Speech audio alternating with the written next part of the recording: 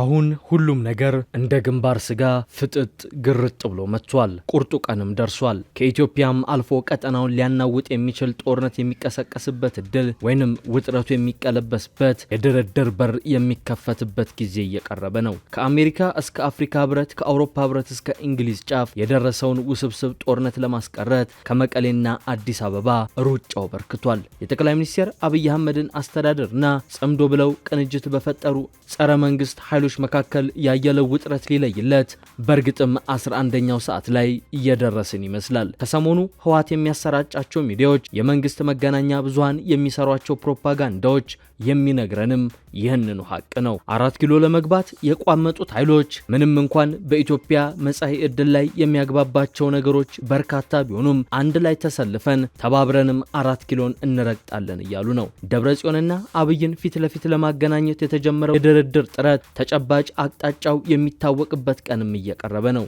የአፍሪካ ህብረቱ ሹመኛ ኦሉሴጉን ኦባሳንጆና የአሜሪካው አምባሳደር አርቪን ማሲንጋ ከ4 ኪሎ እስከ ደጀን ቢሮ በየተራ መመላለሳቸውንም ቀጥለውበታል። በሚቀጥለው ሰኞ ወይንም ማክሰኞ የአሜሪካው አምባሳደር አርቪን ማሲንጋ ዳግም ወደ መቀሌ እንደሚመለሱም መረጃዎች አመላክተዋል። ኢራን ጋር የገባችበትን ጦርነት መውጫው ጠፍቶባት እየዛበረች የምትገኘው አሜሪካም በአፍሪካ ቀንድ ያንዣበበውን አዲስ ግጭት እያስፈራት ይመስላል።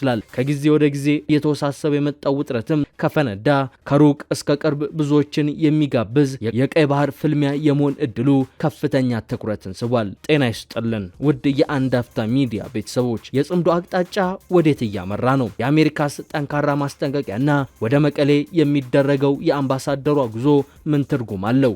በውስጥ የተጀመረው የድርድር ጥረት አብይና ደብረጽዮንን አስተቃቅፎ ይቋጫል ወይንስ የጦርነት ቁርጥ ይሆናል የሚለውን ጉዳይ በዝርዝር እንመለከታለን። ቪዲዮን ላይክ አድርጋችሁ በመጀመር አብራችሁን እንድትቆዩ ግብዣችን ነው።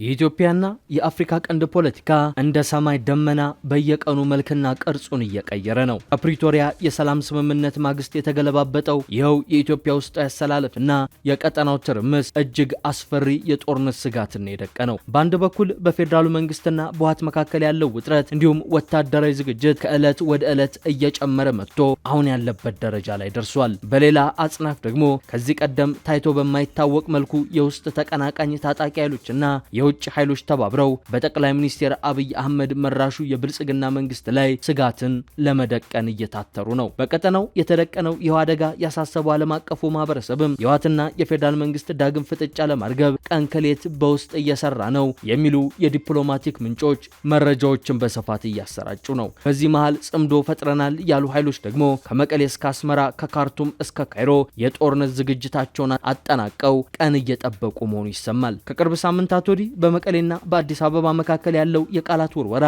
ከወትሮው እጅጉን ያየለ ነው። የህወሓት ኃይሎች በይፋም ይሁን በውስጥ ታዋቂነት ወታደራዊ ዝግጅቶቻቸውን እያጠናከሩ ሲሆን የፌዴራል መንግስትንም ለመገልበጥ መዘጋጀታቸውን፣ ለዚህም እንደ ፋኖና የኦሮሞ ነጻነት ሰራዊት ካሉ ኃይሎች ጋር መቀናጀታቸውን በይፋ እየተናገሩ ነው። የፌዴራል መንግስትም በሚዘውራቸው መገናኛ ብዙሃናቶቹ በኩል የህወሓትን ስም የሚያጠለሹ ህወሓትንም የሚያናንቁ ጽሁፎችን በገፍ እያሰራጩ ነው። ከዚህ በተጨማሪም ፌዴራል መንግስቱ በምድር በሰማይ ዝግጅቱን እያጧጧፈ ስለመሆኑ እነዚሁ የመገናኛ ብዙሃን ከሚያሰራጯቸው ዘገባዎች መረዳት ይቻላል። የ4 ኪሎ መንግስት በድንበር አካባቢዎችና ቁልፍ ስልታዊ ቦታዎች ላይ የመከላከያ ሰራዊትን በከፍተኛ ሁኔታ እያስጠጋ መሆኑን መረጃዎች አሉ።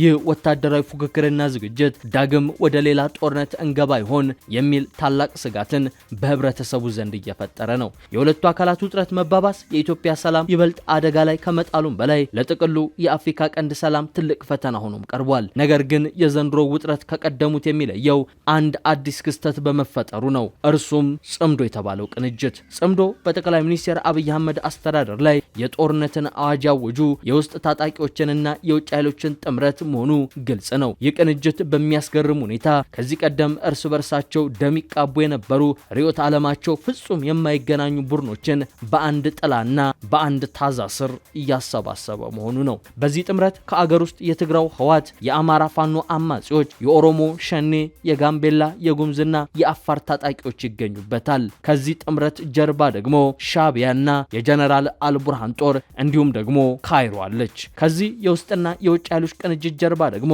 በፖለቲካ ውስጥ ዘላቂ ወዳጅና ዘላቂ ጠላት የለም ዘላቂ ጥቅም እንጂ በሚል ፋኖና የህወሓት ኃይሎች ትላንት ይፋለሙ የነበረ ቢሆንም ዛሬ ግን ችግሮቻቸውን ሳይፈቱ የማይታረቁ ህልሞቻቸውንም በአንድ ሳያጋቡ የጠላቴ ጠላት ወዳጄ ነው በሚል መርህ በጋራ ተሰልፈዋል። ይህ የጽምዶ ጥምረት ዓላማው ግልጽ ነው። የጋራ ኃይልን በመጠቀም የኢትዮጵያ መንግስትን ማስጨነቅ አልፎ ተርፎም ከስልጣን ማስወገድና ማውረድ የሚል ህልም አለው።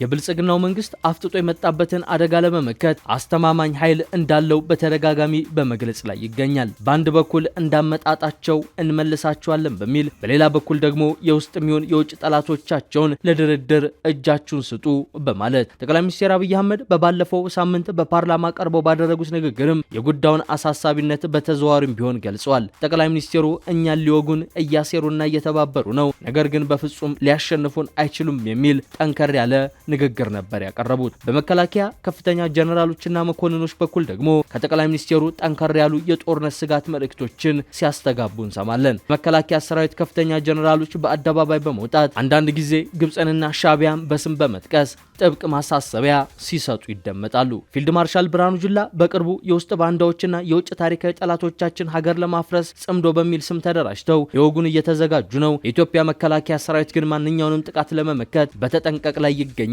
ብለውን ነበር። የንግግር መንግስት ስጋቱን ምን ያህል በቁም ነገር እንደወሰደውና ጉዳዩ ከቃላት ጦርነት አልፎ ወደ ቀጥተኛ ወታደራዊ ግጭት ለመሸጋገር እያኮበኮበ ስለመሆኑ አስረጅ ነው። እዚህ ጋር መነሳት ያለበት ቁልፍ ጉዳይ በወታደራዊ ዝግጅት የታጀበው ውጥረት ወደ ጦርነት ይሸጋገራል ወይንስ ወደ ድርድር ይገባል የሚለው አጀንዳ ነው። በቀጠናው ላይ የተደቀነው ከፍተኛ የጦርነት ስጋት የዓለም አቀፉን ማህበረሰብ በተለይ አሜሪካን ክፉኛ ያሳሰባት ይመስላል። ዋሽንግተን የአፍሪካ ቀንድ ወደ ሌላ አዲስ ጦርነት ከገባ የጂኦፖለቲካዊ ጥቅሟ አደጋ ላይ እንደሚወድቅ ጠንቅቃ ታውቃለች። በተለይም አሁን የተፈጠረው ውጥረት ከወትሮ የተለየ ውስብስብ መሆኑ ከሆርሙዝ ቀጥሎ የዓለም ትኩረት ያረፈበት ቀይ ባህርን የጦር ሜዳ እንዳያደርገው ትሰጋለች። ውጥረቱን ለማርገብ አሜሪካ ፈጣንና ጠንካራ እርምጃዎችን መውሰድም ጀምራለች።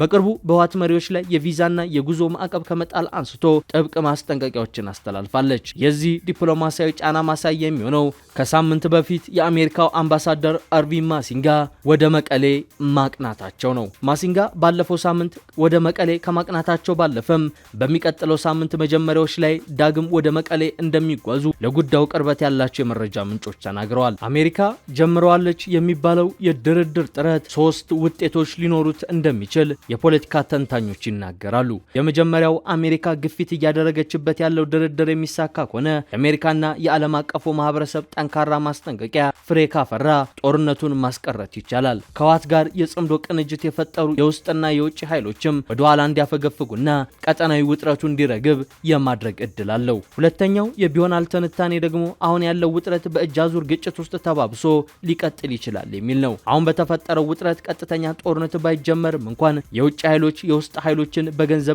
በጦር መሳሪያ በመርዳት መንግስትን የማዳከም ስራቸውን አጠናክረው በመቀጠል አገሪቱን ዘላቂ አለመረጋጋት ውስጥ ለማቆየት ይሞክራሉ የሚል ነው። ሶስተኛውና አስፈሪው ነገር የድርድር ጥረቱ ለውጤት ካልበቃ የተፈራው ቀጠናዊ ጦርነት ሊቀሰቀስ ይችላል የሚለው ነው። የውጭ ኃይሎች የውስጥ ኃይሎች ቅንጅት መጠናከር ሻዕቢያና ግብጽ ከጀርባቸው አሰልፈው በመንግስት ላይ መጠነ ሰፊ ጥቃት የሚከፍቱበት እድል ከፊት ለፊት አለ። ይህ ደግሞ መላውን የአፍሪካ ቀንድ ቀጠና የሚያናውጥ ሰፊ ቀጠናዊ ጦርነት እንደመለኮስ የሚቆጠር ነው። የቀጠናውን መረበሽ የማይፈልጉት እንደ አሜሪካ ያሉ ሀገራትም የጠቅላይ ሚኒስትር አብይ አህመድን አስተዳደር ደግፈው ታጣቂ ኃይሎችን ለማዳከም ሊሞክሩ እንደሚችል ይጠበቃል። በተለይም ከቅርብ ጊዜ ወዲህ የአሜሪካ መንግስት ከኢትዮጵያ መንግስት ጋር ያለውን ግንኙነት ፍጹም እያጠናከረ መምጣቱ ለዚህ በዋቢነት የሚጠቀስ ነው። ነገር ግን እነ አሜሪካ ጎራ ለይተው ሲቆሙ ሌሎች ሀያላን ሀገራትም የቀጠናውን ጥቅማቸውን ለማስከበር እጃቸውን ማስገባታቸው አይቀሬ ነው። በዚህ መሃል ቀጠናው እጅግ ከፍተኛ